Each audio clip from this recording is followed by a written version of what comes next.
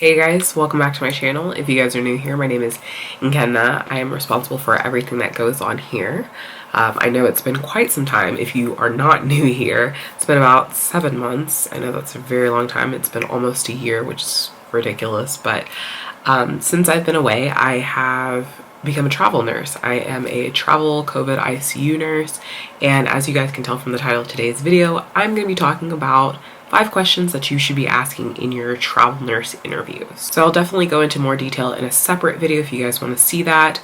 Again, it's been 7 months, a lot has happened, so I can definitely go into a deep dive talking about travel nursing, but I just wanted to go ahead and give you some of these questions just to start off with, because I know quite a few people who are nurses are leaving the bedside right now to go and travel, and I do think that these questions would be helpful to have on hand. So diving right in, the most basic question that you could ask is, what is the start date of this contract? If you're new to travel nursing, you may not know, contracts vary in length. With the pandemic, we're seeing a lot more contracts that are 4 weeks, 6 weeks, I've even seen 9 weeks, but the typical standard contract length is 13 weeks. I've even seen contracts for 8 weeks.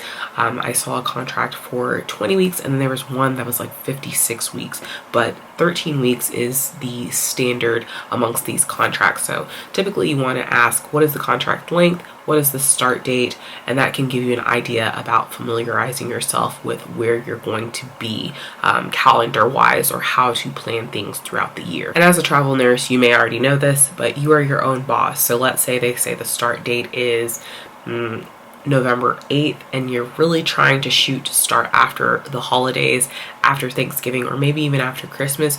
Let that be known, and then they can see if they can work with you. And you would be letting your recruiter know, or you may be letting the manager of that unit know in your actual interview. The next question to ask would be, what kind of unit is this? This is very important because me as an ICU nurse, there are a variety of different types of ICUs. At the next hospital I'll be working at, there are actually 6 different types of ICUs.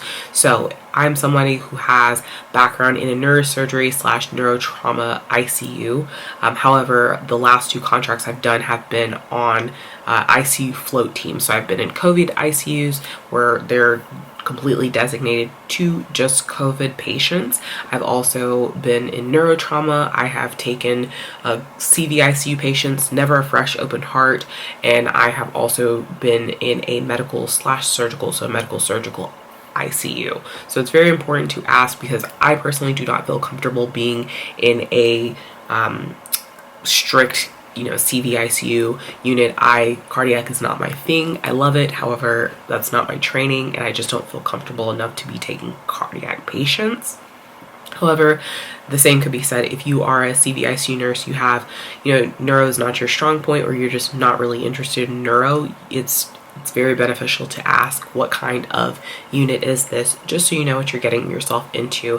And I think that there's something to be said, and it's very honorable, especially right now where we have people that are leaving to go travel nurse and take these high contracts.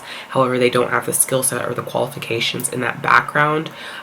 So what I mean by this is, maybe you're trained as a labor and delivery nurse, but you're trying to jump ship and go travel as an ICU nurse just for the for the sake of getting these high paying contracts.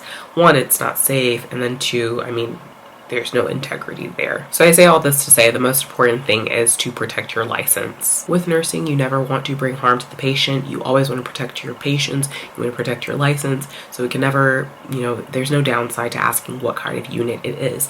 And then you can make the decision of, hey, this isn't for me. The third question that you should be asking in these interviews pertains to staffing. What are the staffing ratios on this unit? Nursing is not equal all over the country. You have places on the West Coast like Oregon or California that have unions, and they are mandated to have safe patient staffing ratios.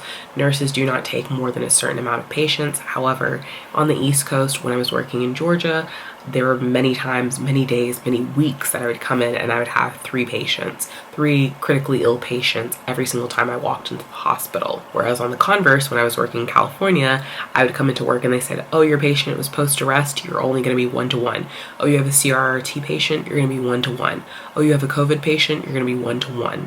You have a patient on a paralytic, you're 1-to-1. So you see, they're really trying to, again, protect your license, but they really care about you delivering quality care to these patients, and they understand when you have 3 critically ill patients, you cannot give your undivided attention to these 3 patients. Somebody is going to have to get the short end of the stick. So I mentioned staffing ratios because you want to know typically how many patients are these nurses taking. Is it normal for ICU nurses to be taking 3 patients? Is it normal for ICU nurses to be taking 4 patients?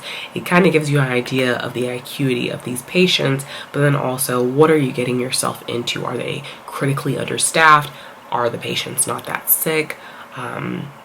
It helps you paint a better picture of what's going on. The 4th question that you should be asking in your travel nursing interviews is, what is the parking situation at this hospital for nurses? Some hospitals have parking decks that are only for visitors. Some hospitals have parking lots where you have to shuttle into the hospital and you have to get there 30 minutes early because the shuttle only runs every 20 to 30 minutes.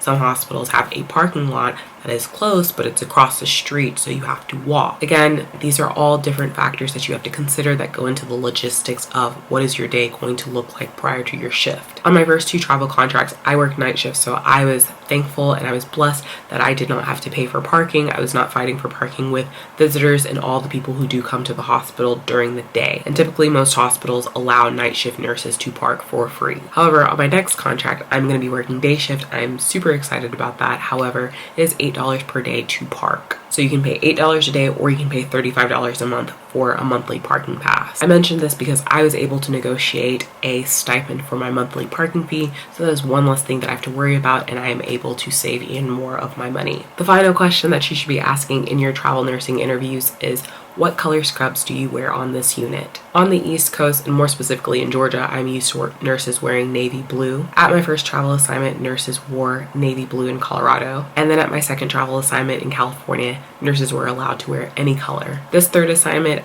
I actually will be provided hospital scrubs. So again, that's one less thing to worry about. If you are going to a facility where they're making you wear a scrub color, that is 1, not something that you already have in your closet, or 2, you're just going to need to buy more. This is another thing that you can negotiate with your recruiter and see, hey, is there any way that I can be reimbursed for buying more scrubs? But then also, when it comes to packing, I don't have to worry about having all of these navy scrubs. I can just ship all of my scrubs, whether they're navy or any other color. I can ship them back home, and that allows me to pack lighter. So that is all that I have for you guys. As always, thank you guys so much for watching. If you guys have any questions, comments, or concerns, definitely let me know down below. If you guys want to see more videos like this, or if you guys want to see another part of this, more questions to ask during your travel nursing interviews, definitely let me know down in the comment section below. Don't forget to rate, comment, subscribe, like the video, give it a thumbs up, and I'll catch you guys later. Bye.